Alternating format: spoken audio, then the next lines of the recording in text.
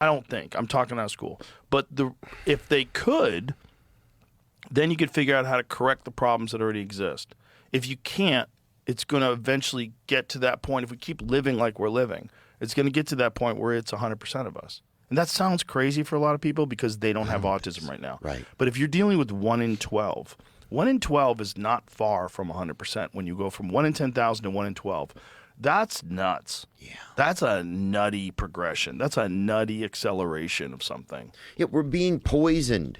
Yeah, for sure. But how do we fight back against that, right? Like, I understand, like, we can try to beat some autism or whatever, or do like different, games against them or whatever. But I'm saying, like, how do we stop this thing that's trying? I don't know if we do, and I don't know if we're supposed to. This is what's fucked up. I think this is the way it happens. It happens. Fuck. Yeah. This is the way our species changes and goes, and then history will look back and say, well, this was how the shift took place. People started using plastics, and they started using chemicals, and they started using pesticides and vaccines. But we believed that they were telling us the truth. That's why. We thought there was an FDA protecting us. We thought there was an EPA looking out for us. It's what you were talking about before with this combination of innovation and then capitalism. So the capitalism gets involved, and they don't give a fuck about the truth. They just want to make the most amount of money possible. And one of the things they did in this country is they removed all liability to vaccine manufacturers. Yeah. So then they ramped up the schedule to a shit ton more injections than anybody else is getting. So it's just that this sort of happens whenever you allow people to try to make the most money possible. And then there's consequences. Well, what are those consequences? Those consequences are we're like losing our gender.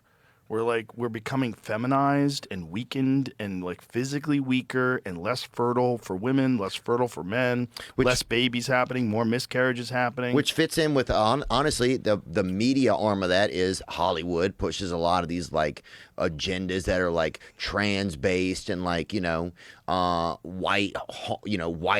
redneck is the worst, and you know what I'm saying, like universal one, like a mixed, It's not diversity. It's not, because diversity is everybody's okay. Everybody's okay. The fucking redneck with the trucker hat's cool if he's a nice guy. The Mexican gardener's cool if he's a nice guy. Everybody's cool, no matter who it is. Everybody. That's real diversity. Real diversity isn't like celebrating one particular thing and then denigrating all these other people just by virtue of the color of their skin or how they were born. That is racist. And they don't think it's racist. They'll even call it reverse racism. Well, there's no such thing as reverse racism.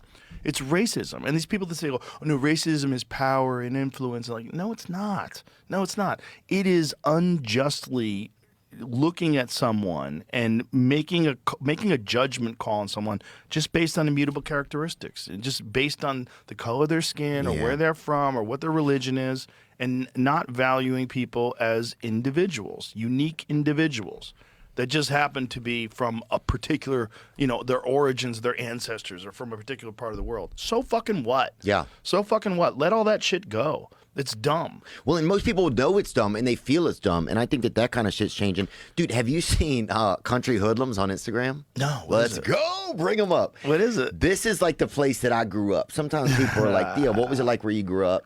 And this place is, it's this guy, I think his name is Ko.